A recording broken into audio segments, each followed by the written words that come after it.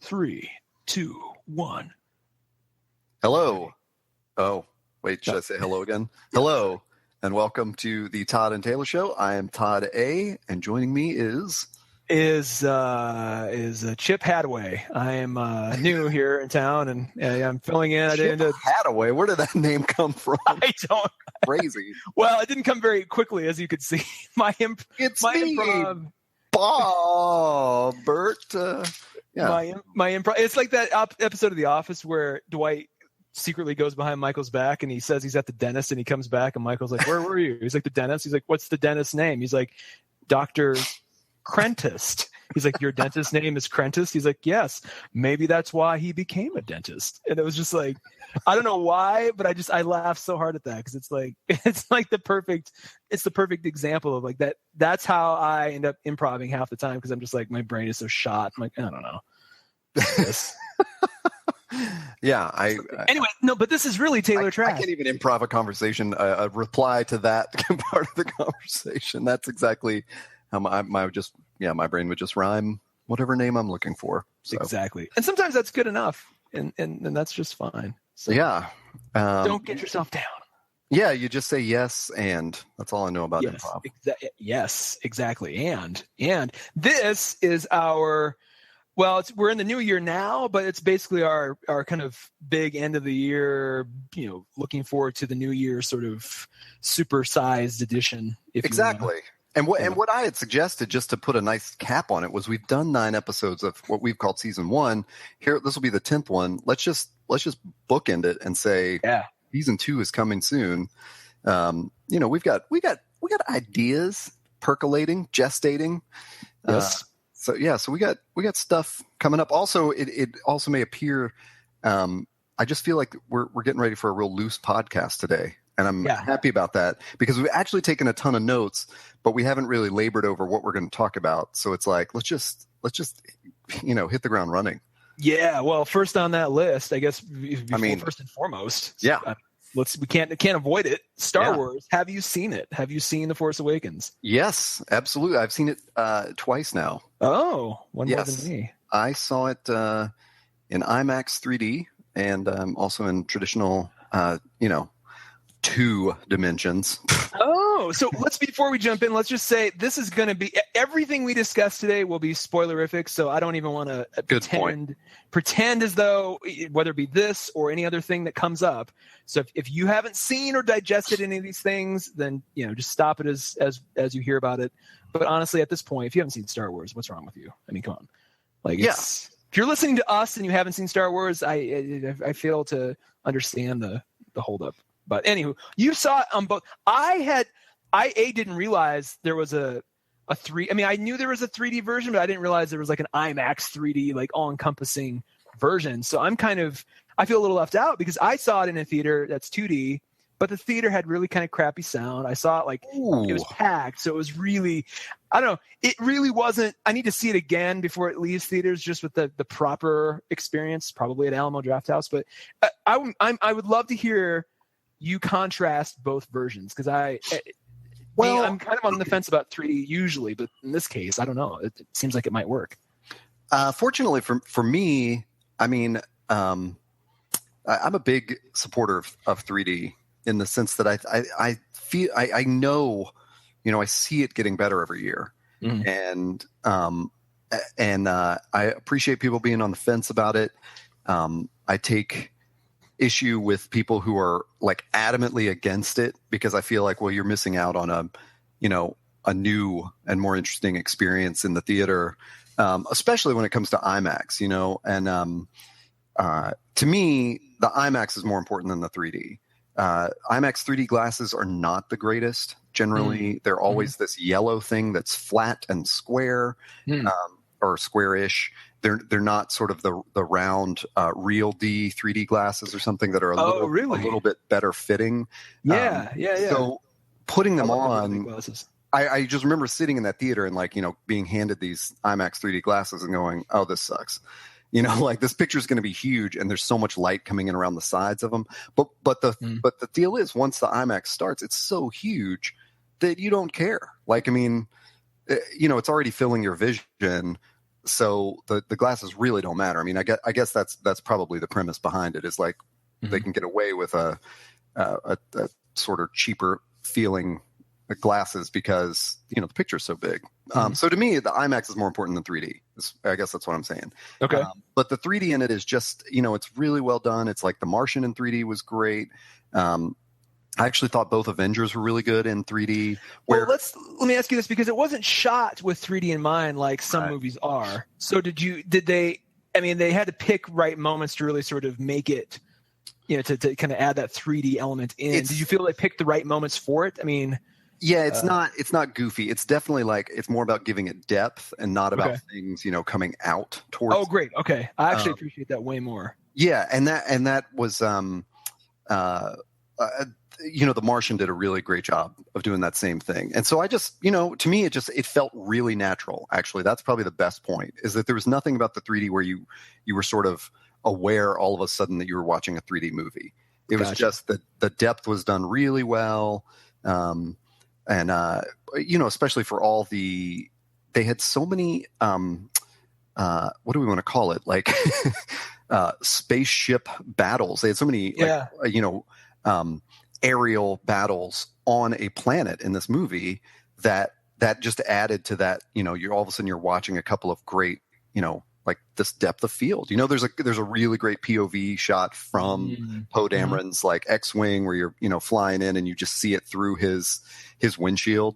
That stuff, just the 3D just enhanced that. It didn't, it wasn't super obvious or, didn't attract at all. I really enjoyed it. But then when I saw it in 3D, it didn't necessarily take away from it. I just appreciated the huge picture of IMAX and the sound system and all that a lot better. I imagine that very first opening shot after the scroll, where it's almost like the eclipse, the planet, the eclipse shot of the star cruisers or whatever, the star destroyers, like kind of going in front of the moon or the sun. Just that would be that. If it doesn't work with that opening shot, you're kind of screwed. But that was a gorgeous shot just on the screen. I would imagine in IMAX it would be even better. It was really cool. It wasn't like, I mean, that to me wasn't. I don't know. That wasn't the biggest deal. The Millennium Falcon, or Falcon, as I'm going to say, the Millennium Falcon, when they first jump on it and they're flying all over Jakku, that's the shot that sticks out to me. Like, I got the whole horizon. Every time it flips over and does like a turn, I see the depth. All that stuff was just so cool to watch. Nice. It was like you really. I mean, it just they did such a good job of it being physical, which is, I'm sure, something like we can talk about in so many examples from that movie, versus the prequels, which did not feel physical. I never felt like I was physically in the world of the prequels, Yeah. Interesting. I mean, is that just because technology's gotten better though? Or is it just simply the craft of making those movies was just superior to the prequels as far as building? Well, I think from what we've read and discussed, and what we've heard other people discuss, is that those, J.J. Abrams he was so consciously made decisions to make it physical, building a Millennium Falcon for them to interact on, shooting on film, having actual sets instead of just a bunch of green screens. I mean, that was one of our griefs about the prequels in our giant 2-episode Star Wars wrap up, which I'm not even sure when we did it. I don't know that I had seen all the prequels, but I have now seen all of them and am, suitably unimpressed. Yeah. Well, we never talked about that after we did the Star Wars podcast. You hadn't seen Revenge of the Sith yet. Did you feel that was in any way, was there any redeemable moment in that movie, or was it sort of just on par with everything else?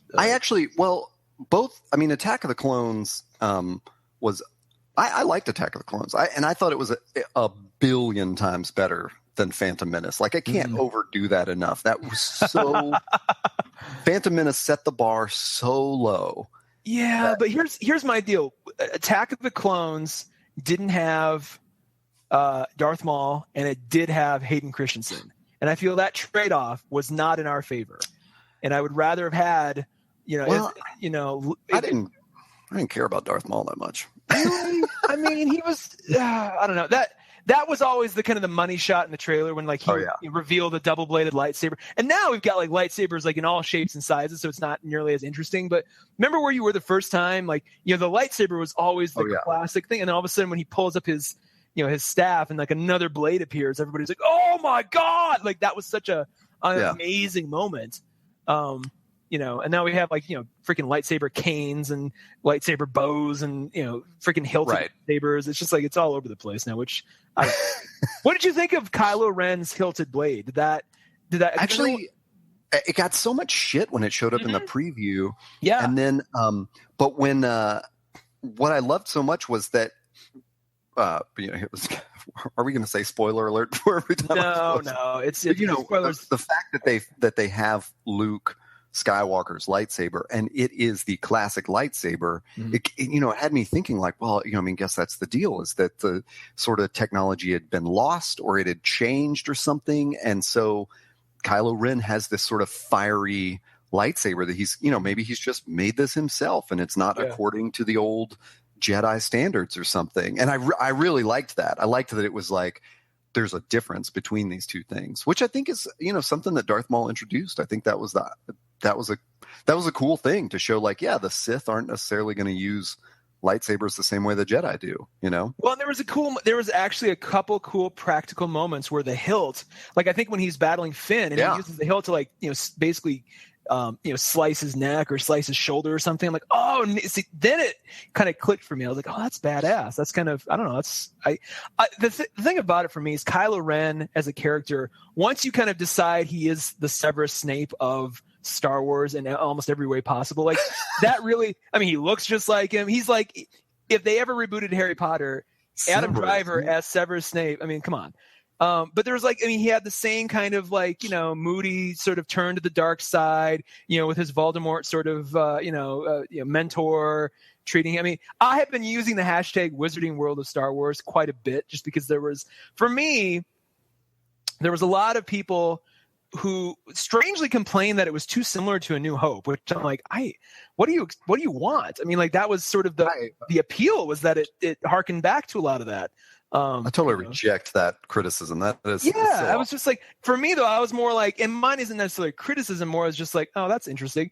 There were so many Harry Potter tropes. I mean, there was even a moment, and I posted this on Facebook, where freaking Maz Kanata was basically almost said the lightsaber chooses the Jedi, like almost literally said that. She stopped just short of it.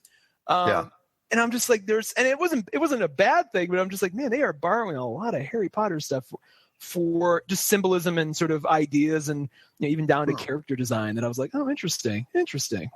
As a sort of latecomer to Harry Potter, I would never have put that together. I did not put that together. I didn't think about that at all. Yeah, I know a lot of people didn't. I mean, they didn't go in intending that to be a thing. So I'm sure a lot of people even now are like, I don't see that at all. But I'm going to go back and watch it a second time with that in mind. I mean, I noticed it just in happenstance, but knowing, I mean, good God, even Ron Weasley's older brother is like the bad guy.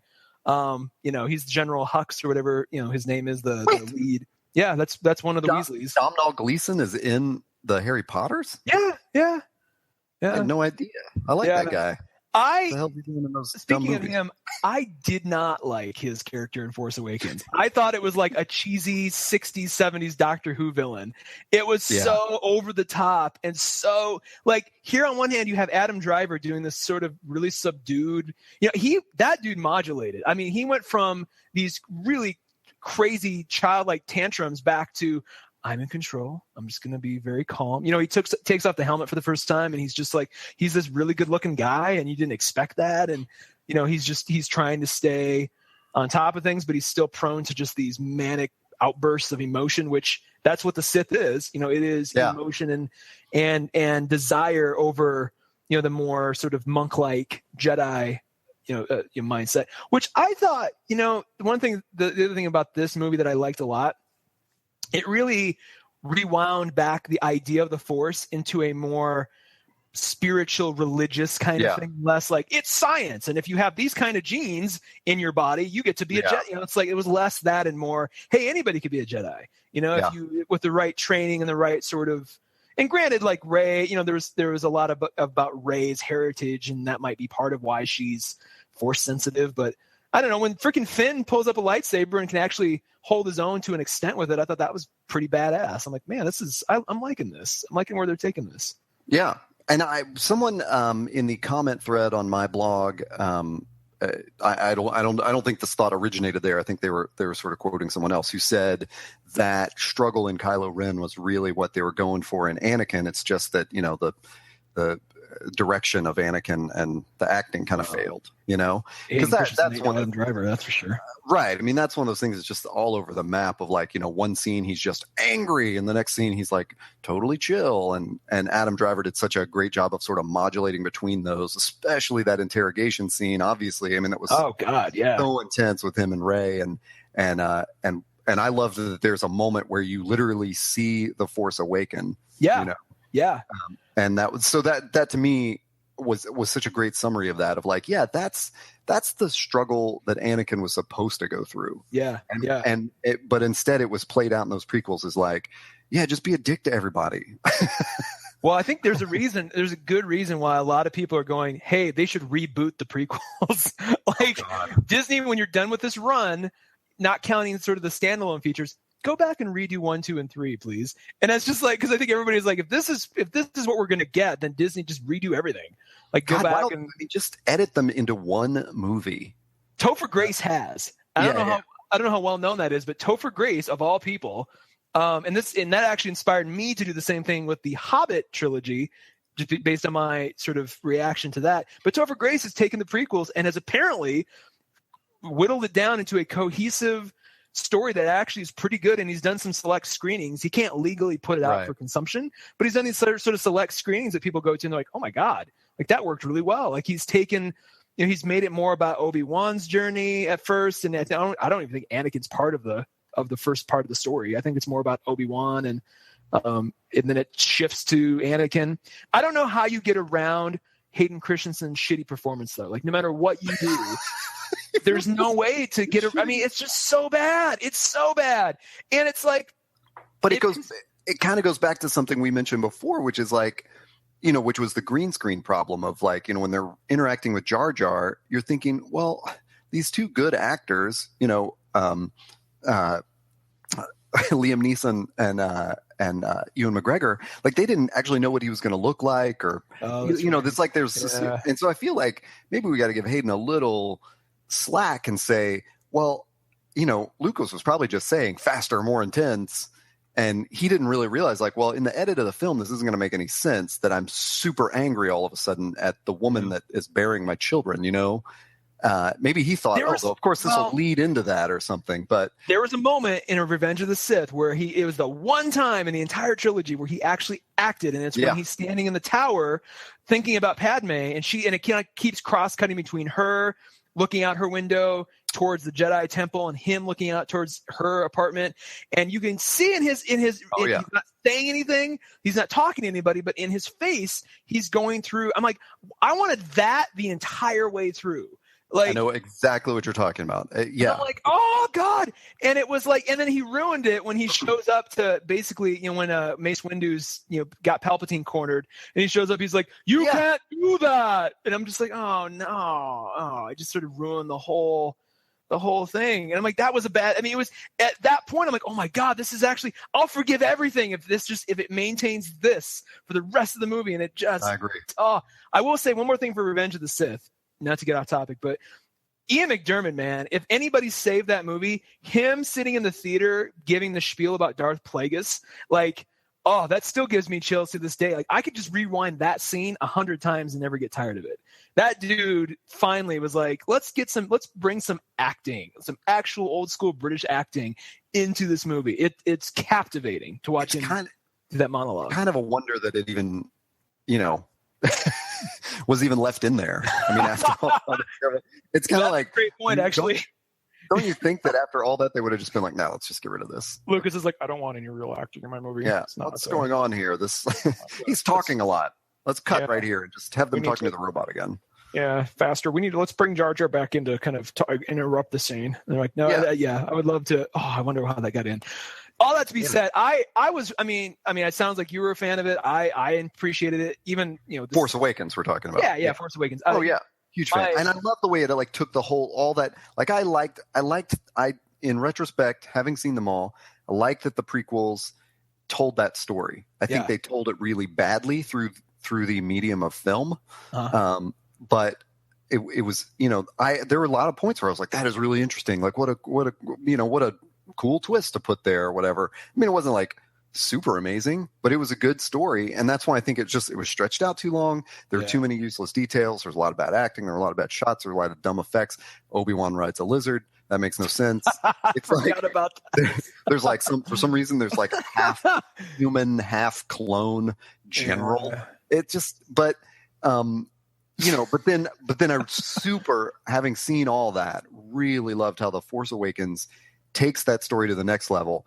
And to those people criticizing it, saying it's just a redo of A New Hope, like I get that the themes were re-explored, but this idea that like, we talked about this before in our Star Wars podcast about how Empire Strikes Back is such an interesting movie because you don't usually see a movie like that where the enemy is on its heels and like lashing out.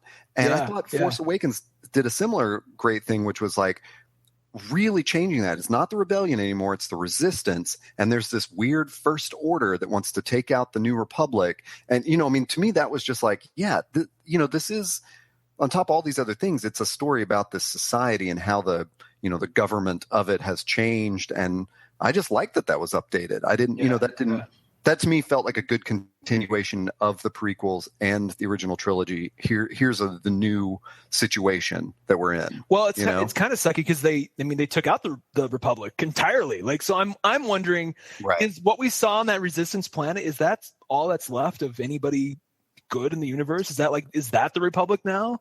Like, is there other planets where we're going to see people living? Because it feels pretty sparsely populated, especially because they took out Starkiller Base. I'm like, where is everybody now? Are they all gone? Yeah, God, we're going to get corrected by somebody, but I really think that there's some line that kind of gives it away that maybe the entire Republic wasn't taken out or something. I'm not really sure, but that was kind of the new Coruscant. I mean, that was the new sort of capital planet. So I'm sure there's other outposts and stuff. A couple spoilery questions for you because I'm curious what you think. Sure. Number one, who do you think are Rey's parents?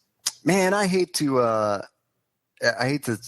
give this answer because I would love, whatever you have to say about it, I'd love to hear. I just, at this moment, I've done a great job of not really caring. Oh, wow. Fair enough. Like I've just kind of been able to sort of mentally hold it back. I mean, I've speculated like everybody else. I haven't really arrived at a conclusion. I just don't really want to. So who do you think it is? I don't think she's, I mean, the obvious sort of thing going into it was, she's Kylo's sister. That's where they're, right. That's definitely what I thought at the beginning. And there's going to be this whole reveal in the second movie where it's like, I am your brother. Ha ha ha. And I'm like, I think that's purposely set up to be that obvious because it's not correct. I don't think she's Luke's daughter either. A lot of people are like, oh no, that's the last scene infers it. I'm like, I don't see how. It's not like he comes up to her and embraces her. Like, I haven't seen, I mean, the look he gave her was, I know who you might be. And it seemed like he was more surprised somebody found him in general. Like, right. I didn't even know I know who you might be. I got the recognition from him, but I didn't, that wasn't my takeaway from that scene of like a recognition of her so much as his lightsaber recognition of like, okay, they've found me. She has the lightsaber. She's put it together or this, I'm being brought back into all the time has come. I think he senses he's got some kind of big involvement where his death might be part of it or something. He's like, oh, now I have to be brought in. I think her parents are people who were probably Jedis that were being trained by Luke, and Kylo Ren killed them. And remember, because they said a couple times, like, Kylo Ren went apeshit and killed all of Luke's students. I'm thinking at one point Luke spirited her away, knowing that like her parents were basically being killed. So he knows she's, got Force lineage, as it were. And so he'll be able to explain. I just can't see him being her father. I don't know why it's too tropey. It's too, for him to say, I am your father is like, well, come on. Like Like, why would you go to that extent? So it'd be much better for him to be truly her Obi-Wan Kenobi in that he knows he has connection to her ancestry or her parentage, but he's not, he's kind of responsible for her safety, So the thing that leads me to believe that is not true, if we're tying all this together with everything in the prequels and everything, is that the issue of the slavery of Anakin and his mother was like, I thought, pretty significant. In that Anakin, there was definitely like an appeal to Obi-Wan, like, can you free both of them, or Qui-Gon, or whoever did it, and they couldn't. And tell me if I miss any facts here. And then he goes back. Anakin goes back to free his mother, and she's been kidnapped by the Sand People, and where she ultimately dies. And there is a shot in The Force Awakens where we see little Rey being left. The hand that's holding hers is the guy that gives her the meal credits every day. Is it? So she's basically been left in slavery with him as her owner. Interesting. That's my takeaway from that scene. It's like you don't see anything but the hand, but it's this big, fat alien hand. Interesting. And interesting. And I'm like scrolling through IMDb as I'm saying that, like, I know he's got a name and I have no idea what it is. Well, do you rule out, as I do, that she's related to the Solos in any way? Like, I think so. I don't think it is. I was really annoyed that in my inbox yesterday, from Medium, the site, like I get the weekly update or whatever, daily update of like stories you might enjoy, and I didn't even have to open the email. The subject line was Rey Kenobi something, and I was like, "Fuck you, man!" No, I didn't even want that in my head. What sense does that even make, though? Like, why? So I hate that idea because, number one, this whole this rebooted series is about new characters, new things. What do they have to gain by drudging up, somebody who died in the very first movie and go, oh, and by the way, he had a secret daughter? Not only would he be too old for that anyway, I mean, it wouldn't make any sense. It would have to be his granddaughter or great granddaughter for that. And again, I don't think he would leave somebody in slavery, having been through that history with Anakin. Now, maybe, I mean, that definitely, that discussion is where I'm going deep geek on that of oh, if you're trying to pull the slavery theme out of it, I mean, I don't know. I always feel like when you say something like when you make I'm tying this back to this other movie, then it's kind of like, you're maybe putting too much. Well, let me just put it this way. I'm going to be disappointed if it turns out she is a Solo, because it would have made no sense, because Harrison Ford, the second Han Solo saw her, he would have been like, oh my God. Like, his reaction was not suitable for a lost daughter or lost baby. Let me put this out there. Solo and Leia have been split up. Leia may have had another baby. Oh, well, why wouldn't she have had the reaction, though? Like, oh, my daughter is finally back. Unless she just doesn't know. Right. She's not aware. There could be an interesting. Yeah. Well, okay, so there's one that's at least an interesting twist on that. I will be disappointed if she is Luke's daughter. Not as much. I'll be annoyed for the same exact reason you elucidated, which is it's too tropey. Yeah. I don't want it to be that obvious. Just like I really didn't want I thought they did a great way of handling Kylo Ren's being, Solo and Leia's kid without, first of all, the first time they reveal it, like when Snoke just says it to him or whatever, you're like, holy shit, they just said that. And it's like 20 minutes into the movie, it wasn't even like that wasn't even the twist, Yeah. So I really did go in, I kind of felt like, that probably what's coming is that they're going to reveal that they had two kids, or, like that was just on my mind. So when it didn't happen, I would just hate for it to happen in the next one, Yeah. Or in the next one. So, Speaking of Snoke, another sort of spoilery question. Do you think he is really that sized? No. I loved that. I loved when the image was shut off, and and I mean, that was, I guess awesome. what you were implying, or I can just imagine, because I know the thoughts that went through my head, where I was like, well, this is new. We've never seen an alien like this size before. And then when it was revealed to be a hologram, I was like, oh, okay, he's probably tiny or something. I think he's as big as Maz Kanata is, and I think he and Maz Kanata have some sort of back, because she's just as old. I mean, she's been around for however long. Interesting. I think there's some big thing between those two. And when they reveal him, he's going to be as tall as her because she's not very. Maz Kanata, I had to pinch myself because as soon as she appeared on screen and started speaking, I'm like, did they get Linda Hunt to be in Star Wars finally? Is that what? Then I had to remind myself, oh no, that's Lupita, and I cannot pronounce her name for the life of me. Yeah, Lupita, yeah, exactly. And she did a great job. But I'm like, Jesus Christ, did she not channel Linda Hunt? In every step, I'm like, is this not Linda Hunt? I almost and I posted that on IO9 and had like immediately within 10 minutes, 12 people were like, yes, thank you. I thought the same thing. Oh my God, I'm so glad somebody else finally said this. And I'm just like, and if you don't know who Linda Hunt is, go Google her, but like Kindergarten Cop will be kind of your go-to. And she's been in a bunch of stuff since. To me, it's in The Incredibles where she essentially plays herself. That's not Linda Hunt though either. Wait, that is Brad Bird. They basically designed a character who looks exactly like Linda Hunt with Brad Bird's voice. So yeah, I know that's confusing as well. There needs to be. We should just do a whole episode on the mistaken Linda Hunt appearances. My mind has just been blown. I know, dude. The same. It doesn't help that they gave her the same haircut as the Incredibles. What's the Incredibles character? Edna. They gave her the Edna Mode haircut in whatever that CBS show she's in. You know what I'm talking about? Like Linda Hunt's in this show on CBS where she plays kind of like she basically plays Edna Mode. Because she's like behind in the slab, and they gave her the same damn haircut. So I was like, oh, so when I found out Brad Bird was Edna Mode, I'm like, really? Because she looks exactly like if you Google Linda Hunt right now, she looks like Edna Mode right now. Right. The other thing about that bugs me is Linda Hunt is an amazing voice actress. She is management in Carnival, which blew my mind when I learned that. I was like, oh my God. She plays in the God of War series. She's like the voice of Gaia and a bunch of, she pops up everywhere. Wow. An amazing voice actress. But we will do the Linda Hunt Spectacular one of these days and we'll go through all those things.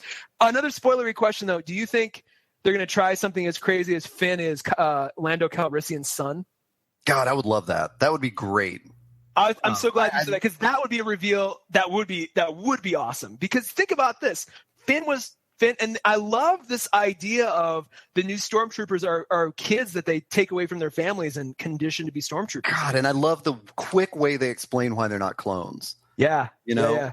Oh, that was just so great. Like I think it's Kylo and Hux that have that conversation, but Hux, at least, one of them, like, I guess Hux is like, isn't that how it works? Maybe I'm wrong. Yeah. Oh, no, it's Phasma, right? There. Yeah. Because they're talking about his training and they got Finn's like report card, like pulled up on the screen and like they show him like as a kid and like his, he's not adapting to his, I'm like, that's a badass idea. And they didn't dwell on it. They didn't, they threw it in. I'm like, I love that. But I love the fact that they've got to get Billy D. Williams back in here somehow. I agree. Lando is necessary. And for that to be his dad would be like, oh, I would have the opposite reaction of Ray is, it's Ray Solo somehow. And I'd be like, oh God. But it'd be like, oh God, yes.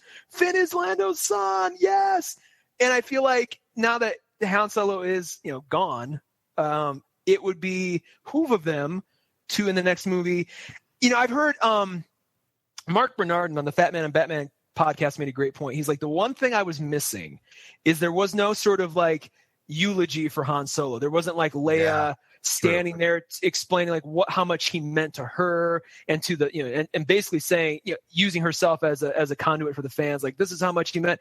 I'm wondering if in the next movie there isn't something where, and it would make perfect sense if we're not going to get the Han Solo funeral scene, let's have her sit down with freaking Lando Calrissian and talk about how great Han Solo was, and it's like, and talk about fathers and sons and, that could tee off this whole idea that Finn might be your kid, Han Solo.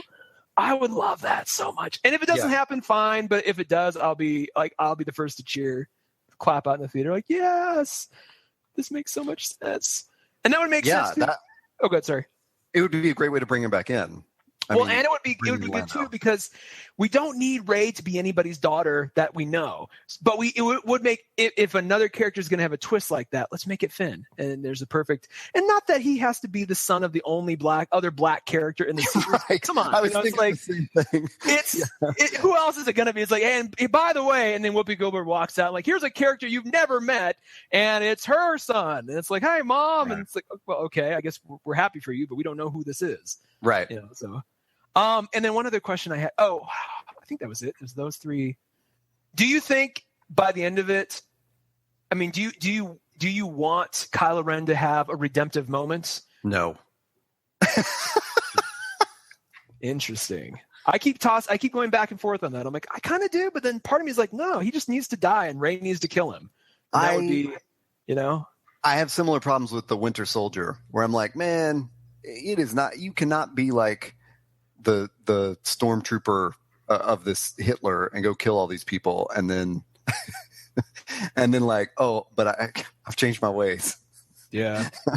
And become a hero. That would be. I mean, that was one of the great things about Finn's character was like watching him, in his first battle lose heart like immediately. Yeah. It was like, oh, I get it, because it's it'd be really hard to see some cruel, like if Phasma was like, well, I've killed millions of people, but now I'm on your side, I swear. Yeah. I'd be like, I mean, maybe there's that last. I mean, the Darth Vader thing is great. Of like you feel that like regret and that sadness and everything, but it doesn't really. They had him die once he expresses it. Yeah, it's not like they have to. He doesn't become a hero of the rebellion afterwards. Which exactly. That's the point where it always becomes really corny to me. No. Yeah, I mean, he could redeem himself and then go live on the Jedi Island or something and like stay away from people. But turning him into a hero would be too much. Well, I want to know why Luke took himself out of the equation. Like, what is it about? Like, is it just simply guilt, or is he going to rock some force powers that we've never? I'll tell you what, my favorite thing, more than anything else, my favorite damn thing about this movie was how they wielded the force. I was like, soon as, and I'm so glad they did it right off the bat. As soon as like Kylo Ren like froze that laser blast, I'm like, oh my god, like I know. And such a difference from the prequels where it was like these super powerful Jedi and Sith are just shooting lightning bolts out of their hands. Yeah. It was like, that's all you came up with, man. I mean, it was so apparent from that first scene where we see Kylo Ren of like, he has the Force like we have never seen anyone have the Force before. Yeah. Like he's not just choking people or shooting lightning bolts. Like he stops a blaster.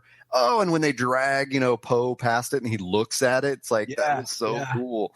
He's the first one, too, to use the Force to actually. I mean, Darth Vader had to pull in like a machine to probe Leia's mind. Kylo Ren just does it with his, he does like Force mind meld. I'm like, that's badass. Although, by the way, one more little spoilery thing. The stormtrooper who's there when Rey is escaping, that she Force. I'm sure everybody knows this by now, and I was looking for him the whole time. I'm like, I wonder which one Daniel Craig is. Daniel Craig of James Bond fame is the stormtrooper that gets kind of she uses the Confundus charm on him essentially, and gets out of there. Well, the big ugly, the guy that gives her credits, that's Simon Pegg. Is it? Yeah, that's. I wondered where he was too. That's badass. Yeah, Unkar Plutt. I had to look up the name of that guy. Oh, that's great. But yeah, I saw that was in one of the very, very few. I've avoided articles on this so well for the past month, and one of the very few ones I read was like all the cameos of it. And that's so. I'd heard like Simon Pegg was in it, and a couple other people, like a little what's his name. Oh shit! I totally. I almost called him Joffrey, but the kid from Game of Thrones that like has the seeing power that Bran has that goes with him on the adventure. Oh yeah. Jojen Reed. Yeah, Jojen. He like just turns around like he's at a console and he just turns around and says one line to Hux or something. Oh my god. Yeah. Well, I mean, like half of J.J. Abrams, like the dude who's in Heroes, and he's been in a bunch of J.J. Abrams stuff. There, that Chinese actor who's in Lost is there. There's a lot of J.J. Abrams kind of alumni who it almost got a little distracting, to be honest with you. I'm like, oh god, because all of a sudden it breaks the world. You're like, who else is going to show up that it's one of JJ's friends? But then I thought they did such a great job of like not calling attention to that. Yeah, you're right. I mean, it wasn't so overblown, but it made me start to anticipate it a little bit, which was and then they kind of veered back. Back from it. Well, we can go on and on. Oh my god, we could seriously talk about that. And let's do it. Like in the next yeah. If we want to talk about it, let's bring it up. That would be cool. We'll come back, but let's real quick, because I think we tried to talk about Jessica Jones at one point, and I think that was in the aborted episode that didn't really go out. If I'm not clear, but and we can talk about Jessica Jones for a whole episode too. But have you seen it? Because I think at the time you hadn't seen it yet, and I had. So I've only seen episode 1. Okay. And I'm not. Well, I had nothing but positive thoughts about it until the very, very last scene, and I was like, man, I don't want to watch. Remind me what the last scene was, because I forget. The girl gets on the elevator with her parents and draws. Oh, that's right. I mean, I appreciate all the stuff they are doing in telling this story, and I appreciate the perspective I've heard, which is the showrunner was very specific about not showing the violence, so it's not about the gore, it's about the the reaction, but it was so excessive and awful to me at the very end, and I watched it on a bad day of gun violence in the news. I was sort of trying to take my mind off of things, and I thought I'll watch the superhero show, and that happened, and I went, oh my God, I can't. It was like, what? I don't know that I can get back into this. Yeah, but I can see that. Tone and everything of it was so on point, and there was never a wink to the audience of like, yeah, she can, bust right through this wall, or, it was like the one time you see her use her superpowers, it was really cool. And I really liked all that tone about it. I do think it's strange the way it's marketed in, and I like it. It is basically in teen rated comics. There are a lot of commercials for it. Or advertisements, wow. Like, because we'll talk about the comics that we're into in a minute, and several of the Marvel titles I picked up had Jessica Jones issue, and I feel like this is like NC-17 kind of stuff. Yeah, this is it's definitely adult. I will say, I mean, and what I didn't remark on last time we talked about it, you're right. There's a lot of violence you don't see, and you just see the aftermath, which is just as gruesome. There's a lot of sex scenes. It has some of the hottest sex scenes I've ever seen without any nudity. And I'm like, I mean, you see somebody, with like a sheet on them, so you never see like, breasts. It's like you take all the sex scenes in Game of Thrones where you see nothing but nudity and line them up against this, and it's like they fall short. I'm just like, oh my God. You see just like at the end, Jessica Jones and Luke Cage they just finish, but they're sweaty and they're huffing. You're like, oh my God, like they did a really great job of showing you without really showing you. I'm like, that I haven't seen that in a show in a long time, so I commend them with that. I've kind of hunted and pecked at it since I saw it. When it came out, I binged it that first week. Yeah, and I enjoyed it, but I always sensed that there was a better show underneath. Like if they had just turned left instead of right here, or maybe showed us a little more, like there was more. It could have been my favorite thing all year if they had just tweaked it here and tweaked it there. But instead, I kind of got this muted kind of version of what I really wanted, which was still good. It was still well executed, but I kept feeling like there was more, and it especially tied back to David Tennant's portrayal of Kilgrave, aka the Purple Man, which if you read the comics, he is purple. He dresses in purple, and he is purple because he was, there's various sort of versions of the story, but he was exposed to chemicals that gave him his ability. In the case of the show, he kind of has this virus that if you're in his presence, you're infected through this airborne virus, and that's how he can basically control your mind, which I thought that's a great twist on it. I like that. He dressed in purple, and I understand they wanted to veer back from the comic booky kind of stuff, but there's the last 2 episodes are about him kidnapping his father back, who experimented on him when he was a kid, and having his father basically inject him with like this super serum, essentially, that gives him greater and greater sort of range and greater abilities. And I'm thinking, oh my God, they're going to backdoor their way into him becoming the Purple Man, essentially. That's a great idea. There's even a scene at the end, I think, of the penultimate episode where they give him a super dose of it. The serum itself is purple. They're injecting him with it. They show this flash on him where he's like struggling, and he's like, ugh! And they show his like veins kind of popping out, and part of his face kind of like instead of turning blue, it's kind of turning purple. And you're like, oh my God! And they cut, and you're like, oh, they're gonna show him, and he's gonna be they're gonna make him fully realize this is great. And then they never do. And then the next time you see him, his powers are no greater than they were. And I'm just like, what was the point of all that? Like, why? Like this whole time, I'm like, they're going to get him strong enough to where he basically can control all of New York City. And it's going to be ridiculous. And then there was another scene at the very end. And I don't if you're not going to be into it, I can effectively spoil this. So go for it.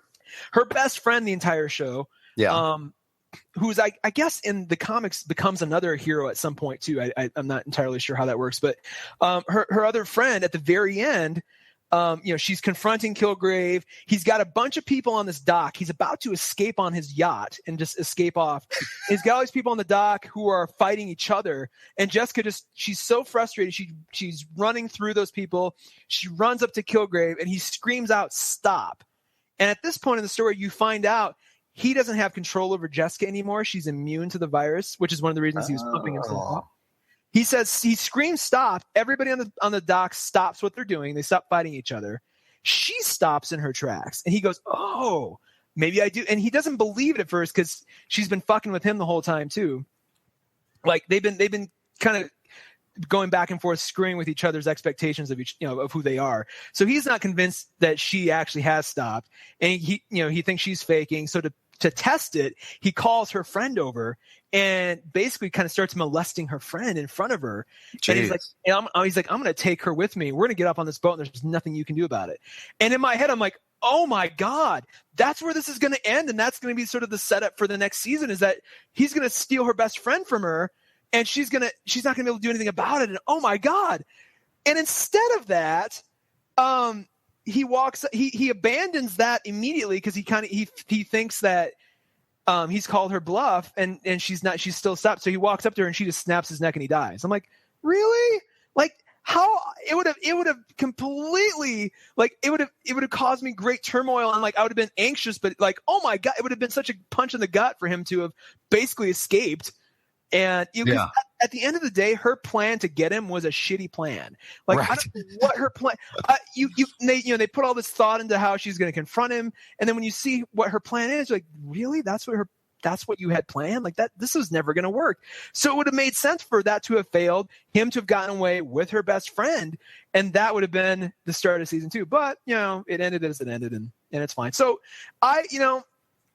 I love where we are now in the world I've always been a fan of strong female protagonists, like more than male protagonists. I think there's more complexity. I think it tells a better story.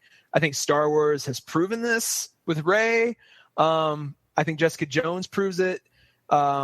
Kristen Ritter brings it acting wise. Like she just owns that whole show. So like give her every Emmy. And David Tennant was great at Kilgrave. I don't think they fashioned him the right way. I don't think they gave him, a lot of people point to him as like the best Marvel villain they've had, which is some ways is true. I think he could have been even better though. So bugs me that with the team they had, like one person didn't make the show. There was a group of people, really smart people, and the fact they couldn't have seen the potential kind of bugs me. So, fair enough. Definitely give it a watch. But yeah, you're so right. Not for kids. Absolutely not for kids. I would say teenagers, approach at your own risk. Yeah. And definitely be ready for a lot of the heavy subject matter. I mean, they get into the whole thing's kind of a rape allegory. Even in that first episode, it's like just the sort of the flashback stuff that happens to her was like, this is really heavy. Yeah. There's a lot of PTSD. There's a lot of dealing with, but totally with on that kind of stuff. On tone and not breaking that and turning it into some, never turns into like an after school special or a revenge fantasy or anything. It's like, it's just sort of it just sort of unwinds and the right pace, at least for that first episode. It felt really, you nailed it. Good. So you even though you saw one episode, you really nailed it. The whole show, it doesn't build to something; it unwinds kind of to conclusion. That was kind of an accidental verb. No, that's exactly the great, and I could never put words on it before, but that's exactly. I wanted it to, in that there's really the crawl for me. It acts like it's going to build towards something, while it does just keep unwinding, and so if you go in with that expectation, you're probably going to love it. I think that's how you got to do a detective story, which is really what I liked about having her as the crappy PI and the sort of down on her luck PI and stuff. And it's like, you've got. I mean, that's how they tell them. Is like everything's already fucked, and the detective's really just sort of like unraveling it as they go. And it's an easy way to get into the show. And it what I saw of it was they were they were keeping that up, you know. Yeah. And now I almost want to watch it again with that expectation. Well, I know. I wonder if I will have a higher opinion of it, knowing, and for me, it's just, I just need to accept that as I need to accept that is an acceptable form of storytelling. Like not everything does have to build to some crescendo. Like, I think I'm so intoxicated when shows do that and do it well that I then want that. I mean, Carnival being my classic example of, there's a show that builds and the crescendo is so satisfying while still leaving all this other stuff that's unanswered, that you're like, oh God, it's like, it's like the best kind of show sex you're ever going to have is Carnival, and it shows like that. So when it doesn't, when it kind of insists that it's going to do that, but not really. And maybe I insisted upon that, on the show. I mistook, something for, they're building towards this instead of, no, they're just, this is where it's going. So, back to another theme that we bring up, in several episodes, is, I think that's one of the great things about the Netflix model of storytelling is that they get to conceive of and make the show before they know how the audience is really going to react to it. Yeah. So you are able to tell a story like that sort of slowly unwinds over 10 or 13 episodes or whatever, rather than, the old network version of can you imagine if they made that first episode honestly, you don't even have to imagine it. It happened with Supergirl this season. There was an episode that concerned terrorism, and it happened right after the French terrorist attacks. And so CBS didn't air it, and which is I'm not questioning that decision at all or anything like that. But as the creator of something like that, if you're trying to tell a story and all of a sudden you have to be sensitive to, the timing that it lands and what your audience feels about it and stuff. I mean, it's that's going to affect the way you tell stories in the future. Whereas Jessica Jones got to say, we're telling this story in this way. Yeah. And you can watch it anytime you want, and I watched the first episode on a terrible day to watch the first episode, but that had nothing to do with the show or whatever. I mean, I was still able to appreciate wow, this was, really, really well executed. It just, shocked me out of the show. Whereas on, that's really the other weekend I would have kept watching, but I'll lump, even though HBO, spreads its release out, it pretty much operates the same way where it's just, you have to be gutsy with your storytelling and go, an audience is going to find this or they're not. And we're going to make our choices. I mean, it's exactly what goes into film. I mean, the film world works no differently. You could argue some films, kind of micromanage that too. Yeah, they panic and they go back. I mean, Fantastic Four from this year is probably a good example of that, of them constantly tinkering with it, worried about what the audience is going to think. And then there's Tarantino, who's like it. And granted, he has admitted a lot of his success is because Harvey Weinstein just likes what he does. Yeah. So there's not a lot of meddling, and he's just been really fortunate to have that sort of relationship. But any filmmaker it's that mindset of, I'm going to put this out. Yeah. And I wonder, and not that this is a segue, but I wonder how that, I would love to ask that question to a couple, kind of experienced comic creators, because they're kind of straddling that, both worlds, and they have a vision for something, but then they still have to adapt and react to a market that, if the third week nobody buys your book, Image or whoever it is might say, well, your run is going to be over here it has to operate under TV economics. Well, and I think that's one of the reasons why you and I are so drawn to the Image creator-owned titles, is that we trust that those creators are telling the story they want to tell, and we're buying in, we're along for the ride.